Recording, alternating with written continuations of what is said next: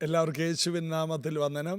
നമുക്ക് ഈ മാസത്തിൻ്റെ ഏറ്റവും ഒടുവിലത്തെ ദിവസത്തിലെത്തുവാൻ ദൈവ ആയുസ്സും ആരോഗ്യവും കൃപയും നമുക്ക് തന്നല്ലോ. എല്ലാറ്റിനെയും ഓർത്ത് ദൈവത്തോട് നന്ദി പറയണം. കർത്താവെ, ഞങ്ങൾക്ക് മാർച്ച് മാസത്തിൽ ജീവനോടെ ഞങ്ങൾക്ക് അതിൻ്റെ ഒടുവിലത്തെ ദിവസം വരെ വരാൻ കൃപ തന്നല്ലോ. എല്ലാറ്റിനും വേണ്ടി നമ്മൾ സ്തോത്രം ചെയ്യുന്നവരാകണം. ഒരാൾ ഒരിക്കൽ പറഞ്ഞത്, നിങ്ങൾ ചിരിക്കാത്ത ഒരാളെ നിങ്ങളുടെ മുമ്പിൽ കണ്ടെങ്കിൽ, ചിരിക്കാൻ കഴിയാത്ത ഒരാളെ നിങ്ങൾ നിങ്ങളുടെ മുൻപിൽ കണ്ടെങ്കിൽ, നിങ്ങളുടെ ഒരു ചിരി അദ്ദേഹത്തിന് വെറുതെ കൊടുക്കുക.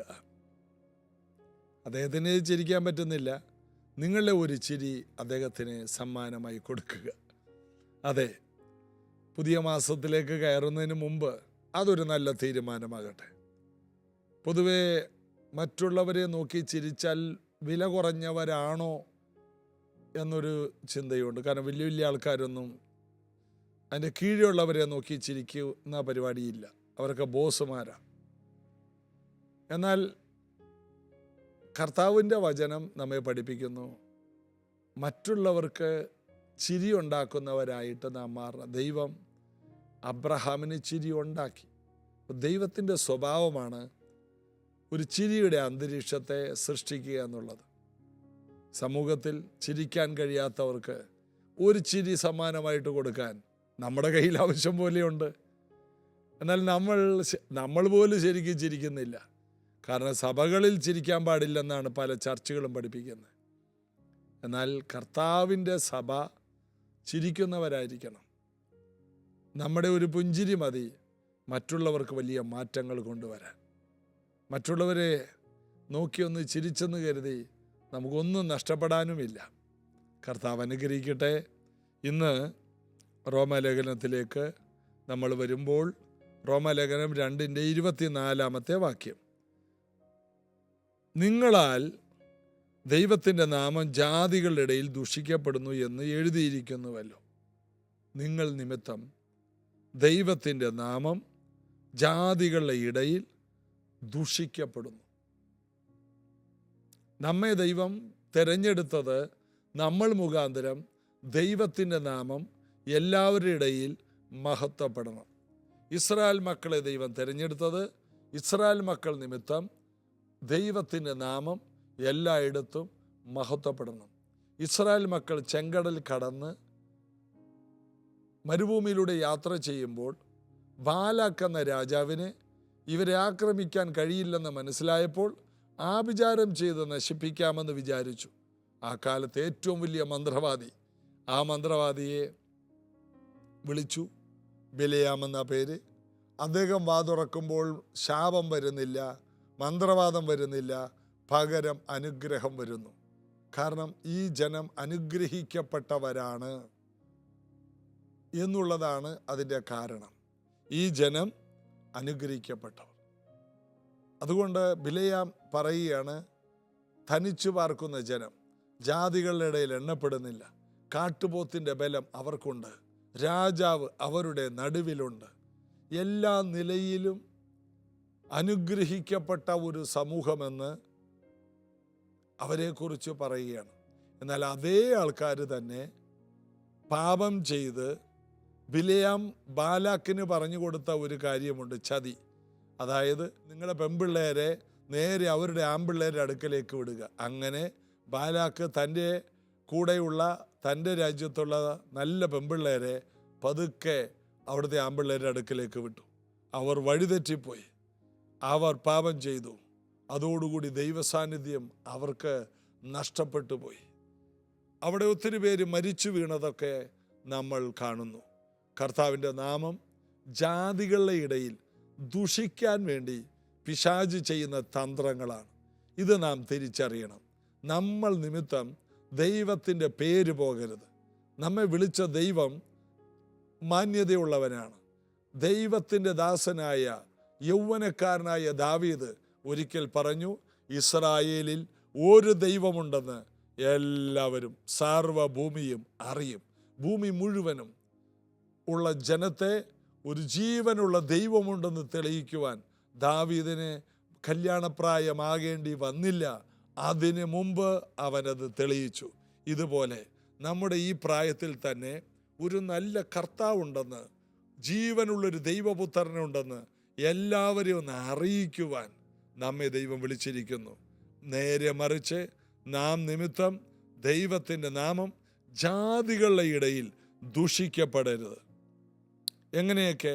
വിശ്വാസികളുടെ തെറ്റായ ജീവിതം കാരണം അങ്ങനെ സംഭവിക്കും. അടുത്തത്, ദൈവത്തിൻ്റെ നാമം അപമാനിക്കപ്പെടാൻ പറ്റിയ രീതിയിൽ നമ്മൾ ചെയ്യുന്ന പല കാര്യങ്ങളുണ്ട്. അതിൽ നിന്ന് നമ്മൾ പുറത്തു വരണം. ദൈവത്തിൻ്റെ പേര് പോകുന്ന, ദൈവത്തിൻ്റെ നാമത്തിന് മഹത്വമില്ലാത്ത എല്ലാറ്റിൽ നിന്നും നമ്മൾ പുറത്തു വരണം. അതാണ് നമ്മൾ കാണുന്നത്. അപ്പോൾ വിശ്വാസിയുടെ ജീവിതം ദൈവത്തിൻ്റെ പരസ്യമാണ്. മത്തായി 5:16, നിങ്ങളുടെ വെളിച്ചം മനുഷ്യരുടെ മുൻപിൽ പ്രകാശിക്കട്ടെ. വിശ്വാസിയുടെ ജീവിതം ദൈവത്തിന് പരസ്യമാകുന്നു. ദൈവത്തെ പരസ്യപ്പെടുത്തുന്നത് ഒരു വിശ്വാസിയാണ്. നിങ്ങൾ എവിടെയാണ് പ്രാർത്ഥനയ്ക്ക് പോകുന്നത്? നിങ്ങൾ വളരെയധികം തകർന്നു പോയ വ്യക്തിയല്ലേ, എങ്ങനെ അതിൽ നിന്ന് രക്ഷപ്പെട്ടു? നിങ്ങൾ ആത്മഹത്യ ചെയ്യാനിരുന്നവരല്ലേ, എങ്ങനെ പുറത്തു വന്നു? അത് ദേശത്തെ പിടിച്ചു കുലുക്കുന്ന ഒരു സാക്ഷ്യമാണ്. അത് തന്നെയാണ് നമ്മൾ കാണുന്നത്. നിങ്ങളുടെ വെളിച്ചം അവരുടെ മുൻപിൽ പ്രകാശിക്കട്ടെ. മത്തായി 5:16. നമ്മൾ എഴുന്നേറ്റ് പ്രകാശിക്കണം. അവർ ആദ്യം വിശ്വാസ്യതയെ കാണും. ആദ്യം കാണുന്നത് വിശ്വാസമാണ് നമ്മിലൂടെ. അടുത്തത്, നമ്മുടെ ജീവിതം ദൈവത്തെ കാണിച്ചു കൊടുക്കും. നാം ജീവിക്കുമ്പോൾ ഈ ദൈവത്തിന് വേണ്ടി അങ്ങോട്ട് ജീവിക്കുകയാണ്. നമ്മൾ പ്രാർത്ഥിച്ചപ്പോൾ കിട്ടിയ മറുപടി അവരെ ചലിപ്പിക്കും. നമ്മുടെ ജീവിതം അവരെ ഈ ദൈവ സാന്നിധ്യത്തിലേക്ക് കൊണ്ടുവരും. ഇന്ന് ഈ വചനങ്ങൾ കേൾക്കുന്ന ഓരോ വ്യക്തികളും ഈ സത്യങ്ങൾ തിരിച്ചറിയുക. അടുത്തത്, തെറ്റായ ജീവിതം ദൈവനാമത്തെ ദൂഷിപ്പിക്കുന്നു. 2 ശമൂവേൽ 12:14. നീ ശത്രുക്കൾക്ക് ദൈവത്തെ നിന്ദിപ്പാൻ അവസരം കൊടുത്തു. ദാവീദ് തെറ്റ് ചെയ്തപ്പോൾ പ്രവാചകൻ പറഞ്ഞാണ്, നീ ശത്രുക്കൾക്ക് ദൈവത്തെ നിന്ദിപ്പാൻ അവസരം കൊടുത്തു. അടുത്തത്, ശത്രുക്കൾ ദൈവത്തെ നിന്ദിച്ചു. ദൈവനാമം ദുഷിക്കുവാൻ ദാവീദ് ചെയ്ത കാര്യങ്ങൾ നമുക്കറിയാം. അവൻ ഹാപ്പിനെസ് ഇഷ്ടപ്പെട്ടു. അവൻ ഹോളിനെസ്സിനേക്കാൾ ഹാപ്പിനെസ്സിലേക്ക് പോയി. അതായത് എത്രത്തോളം അടിച്ചു പൊളിക്കാം, എങ്ങനെയല്ല അടിച്ചു പൊളിച്ച് ജീവിക്കാം, ഇതാണ് ഹാപ്പിനെസ്. എന്നാൽ ഹോളിനെസ് ആണ് ഏറ്റവും അടിച്ചുപൊളിയായിട്ടുള്ള ജീവിതമെന്ന് ഒരു ദൈവ പൈതൽ അറിയണം. അടുത്തത്, തിത്തോസിന്റെ ലേഖനം 1:16. അവർ ദൈവത്തെ അറിയുന്നു എന്ന് പറയും, പ്രവർത്തികളാൽ നിഷേധിക്കുന്നു. ദൈവത്തെ അറിയുന്നു എന്ന് പറയുക മാത്രമല്ല, ആ ദൈവത്തെ അറിയുന്നതിന് പറ്റിയ രീതിയിലുള്ള ഒരു ജീവിത ശൈലി അവർക്കില്ലാതെ പോകുന്നു. പ്രവർത്തി കൊണ്ട്, കൊർന്നല്യോസ് പ്രവർത്തികൾ കൊണ്ട് ദൈവത്തെ അംഗീകരിച്ചു. ദൈവത്തെ കണ്ടിട്ടില്ല, എന്നാൽ ദൈവം ഉള്ളതുപോലെയാണ് കൊർന്നല്യോസ് ജീവിച്ചത്. അടുത്തത്, വിശ്വാസിയുടെ സ്വഭാവങ്ങൾ ജാതികൾ കാണുന്നുണ്ട്. ഫിലിപ്പിയ ലേഖനം 2:15. വക്രമായ തലമുറയുടെ ഇടയിൽ നിന്ന് നിങ്ങൾ പ്രകാശമായി ഇരിപ്പീൻ. അപ്പോൾ വക്രതയുള്ള ഒരു തലമുറയിൽ എഴുന്നേറ്റ് പ്രകാശിക്കണം.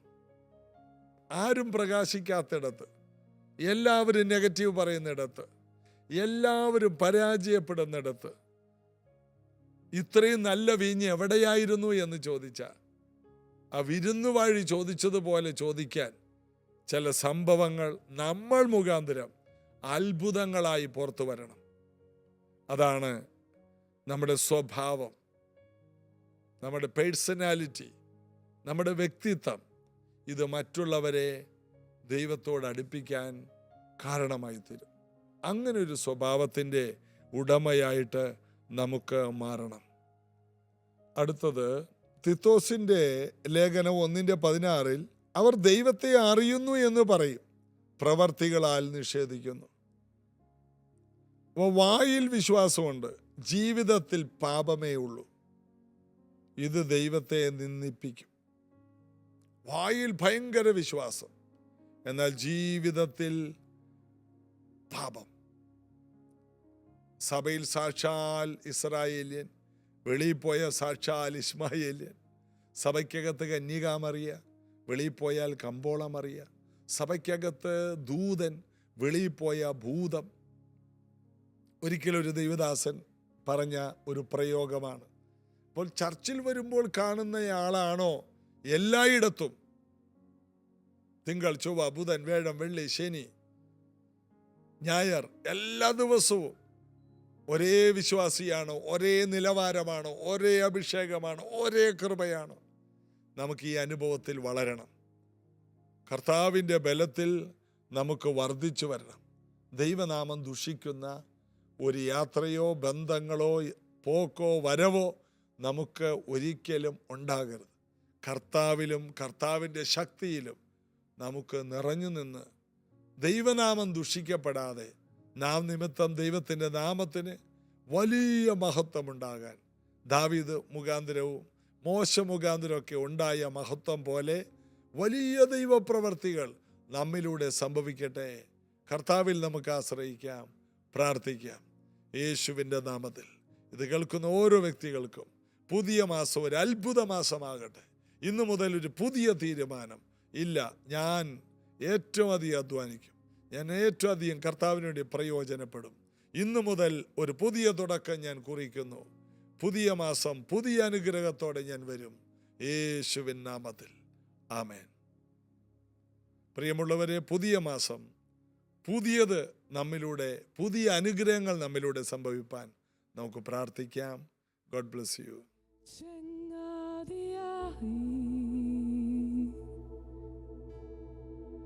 ഉള്ളിലെന്നും സ്നേഹിക്കും നിന്നെ ഞാനെന്നും എന്നും. ചെങ്ങാതിയായി ഉള്ളിലെന്നും സ്നേഹിക്കും നിന്നെ ഞാനെന്നും എന്നും.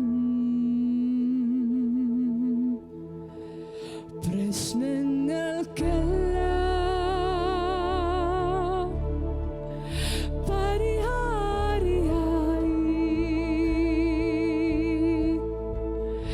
ഉത്തരം തരുവാൻ ഓടിയെത്തി. പ്രശ്നങ്ങൾക്കെല്ലാം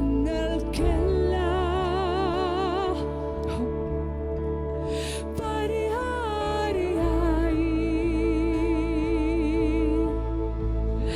ഉത്തരം തരുവാൻ ഓടിയെത്തി.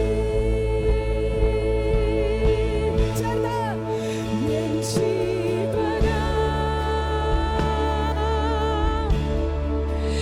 N ജീവനാ N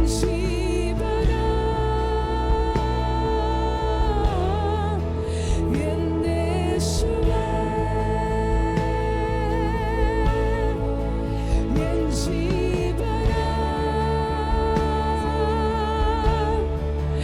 N ജീവനാ N ജീവനാ N യേശുവേ. ചെങ്ങാതിയായി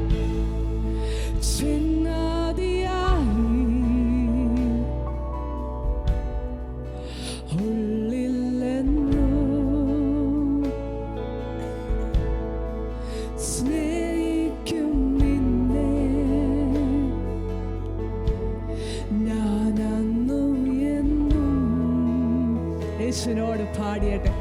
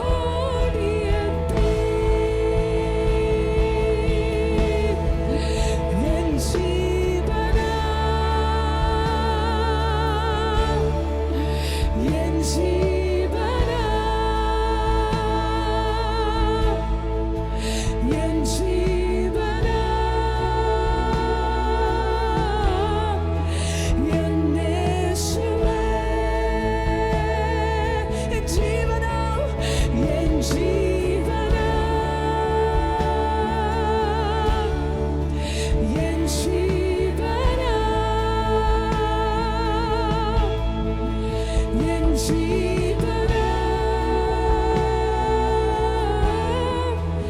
എന്റെ യേശുവേ.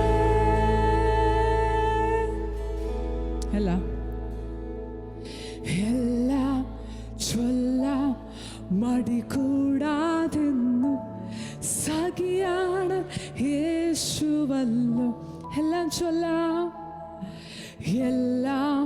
ചൊല്ലാം മടി കൂടാതെന്നും സഖിയാണ് യേശുവല്ലോ. എല്ലാം ചൊല്ലാം